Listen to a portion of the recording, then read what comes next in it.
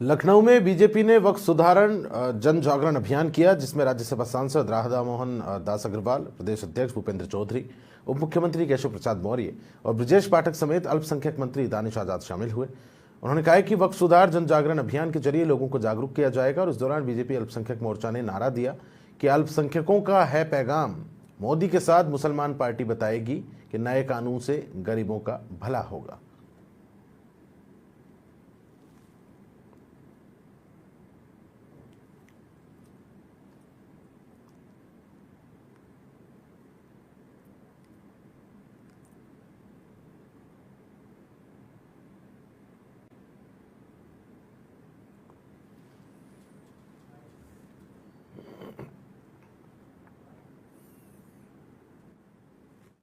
बेरोजगार बने रहो, वोट देते रहो, अशिक्षित बने रहो, वोट देते रहो और भाजपा विरोधी दलों के गुलाम बने रहो। हम उनको 140 करोड़ देशवासी जैसे देश का हर नागरिक है, वैसे इस देश का मुसलमान भी, वो गरीब है चाहे वह पासमानदा मुसलमान है, वह सभी देश की मुख्य धारा से जुड़े। यह भारतीय जनता पार्टी ने जो माननीय प्रधानमंत्री श्री नरेंद्र मोदी जी के नेतृत्व वाली सरकार है, उनको इससे कोई दिक्कत नहीं है। जो मुस्लिम समाज का कथित तौर पर कतर धरता बनने का एक तमगा लगाए हुए हैं, उन्हीं को दिक्कत हो रही है। जो वक्फ संपत्तियों को अपने संपत्ति बनाकर यूज कर रहे थे, गरीब मुस्लिमों को जब चाहते थे नोटिस देकर बेदखल कर देते थे, बहनों का कोई हक नहीं होता था। तो इस नए वक्फ संशोधन अधिनियम के जो वक्फ बोर्ड की संपत्तियों पर जिन्होंने अवैध कब्जे बना के रखे हैं, हमारी जवाबदेही आम मुसलमानों के लिए, हमें आम मुसलमानों के भले के लिए काम करने के लिए सत्ता की इस कुर्सी पर बैठाया गया है। प्रधानमंत्री मोदी जी को फिर से तीसरी बार प्रधानमंत्री देश के आम जनमानस ने बनाया।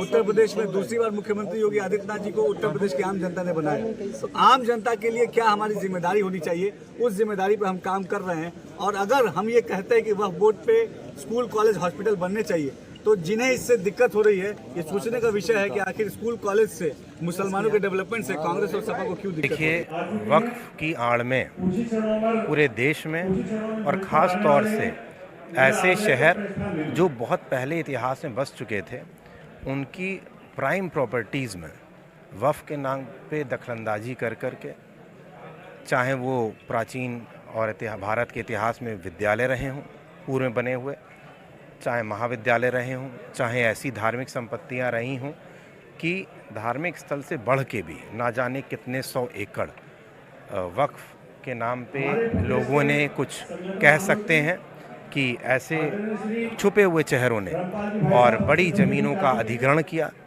और उससे ना जाने कितने कह सकते हैं किसानों का, जमींदारों का नुकसान हुआ।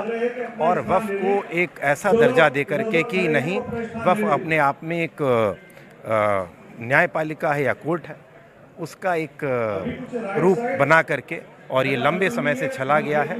और आज हम देखते हैं, लखनऊ की हम बात करें, आज हमारी राजधानी में बड़ी कार्यशाला इसको लेकर के है, वक्फ अधिनियम संशोधन कानून को लेकर के। माननीय मोदी जी की पहल है, माननीय मुख्यमंत्री जी की बड़ी पहल है, और ये लंबे समय से लखनऊ भी इसका साक्षी रहा है कि वक्फ की कितनी दखलंदाजी की वजह से ना जाने कितने परिवारों को, कितने जमींदारों को पीड़ित होना पड़ा है, और ये निरंतर चल रहा था। और इस पे मोदी जी की ये सख्त पहल है। और एक इसमें यह भी है कि कहीं ऐसा नहीं किसी अल्पसंख्यक समाज को कोई हक लिया जा रहा है, उन्हीं को न्याय मिलेगा, सबको न्याय मिलेगा। आज हमारी सरकार सबका साथ, सबका विकास को लेकर काम कर रही है। तो उत्तर प्रदेश में और पूरे देश में वक्फ कानून का हम सब स्वागत कर रहे हैं। और यहाँ पे उसकी आप देख रहे हैं बड़ी संख्या में अल्पसंख्यक भाई भी मौजूद हैं। तो ऐसा नहीं कि सिर्फ ये मोर्चे कार्यक्रम है, ये पूरे देश का जन जागरण अभियान। धन्यवाद। आज भारतीय जनता पार्टी वक्फ सुधार जन जागरण अभियान को चला रही है, जिसमें आपको बताते चले वो लगातार कहीं न कहीं अभियान के द्वारा इसमें बताया जाए कि जो वक्फ बोर्ड की अगर बात की जा रही तो वहाँ गरीबों का हक सिर्फ गरीबों को मिलेगा, इसके लेके चर्चा किया जाएगा। तो बताएं, लगातार चर्चा करने के लिए हमारे साथ भी लोग हैं। जिस तरीके अगर बात करें वक्फ बोर्ड को लेकर, जिस तरीके भ्रमत फैलाई जा रही हैं, सफल बनाने के लिए आज आप लोग यहाँ पे आए। देखिए, ये वक्फ संशोधन अधिनियम 2025 जो नरेंद्र मोदी जी के नेतृत्व में आया ही एक ऐतिहासिक कानून है। गरीब मुसलमानों को उनके अधिकार को दिलाने के लिए इस कानून को बनाया गया है। देखिए, और लोग भी हैं, उनसे बात करने का प्रयास किया जाएगा। वहीं अगर हम बात करें तो हमारे साथ और लोग भी हैं, उनसे बात। आज जिसे वक्फ अभियान की लगातार आज से चर्चा होगी। नहीं, मुसलमानों को तो हक दिया जाएगा। जो चंद लोग थे, जो तो 2-3% लोग थे जो को उन पर कब्जा दबाए थे और अवैध कब्जा दबाए थे, उसके चक्कर में उन्होंने और सरकारी जमीन पे भी कब्जा किया हुआ है। देखिए, भारतीय जनता पार्टी एक राष्ट्र हित में काम करती है, सबका साथ सबका विकास। देखिए, जिस तरह की बात करें, लगातार गरीबों का हक सिर्फ गरीबों को मिलेगा, ये अभियान के माध्यम कहीं न कहीं देने का प्रयास किया जाएगा। जिस तरीके से आज ये अभियान चलाया जा रहा है, क्या लगता है इससे कितना संशोधन हो सकता है? देखिए, हमें तो लगता है कि इससे जो है मुसलमानों को बहुत फ़ायदा पहुंचेगा। ये जो संशोधन किया है, ये मुसलमानों की तरक्की के लिए और मुसलमानों की कामयाबी के लिए और मुसलमानों की तालीम की तरफ ध्यान देने के लिए, जो मुसलमानों के पास मकान नहीं है उनके मकानों के लिए, ये किसी भी तरह से मुसलमानों के फेवर में जाएगा। देखिए, और लोग भी हैं, आइए चर्चा कर लेते हैं। जिसे बात करें, संशोधन बिल वक्फ की बात कर रहे हैं, तो उस पर लगातार हम विपक्ष की बात करें तो विपक्ष तरह तरह की भ्रांतियां फैला रहा है। क्या लगता है? विपक्ष का काम है भ्रांतियां फैलाना। विपक्ष ने सीए के लिए भी भ्रांतियां फैलाई थी, लेकिन क्या हुआ? किस मुस्लिम समाज की नागरिकता चली गई।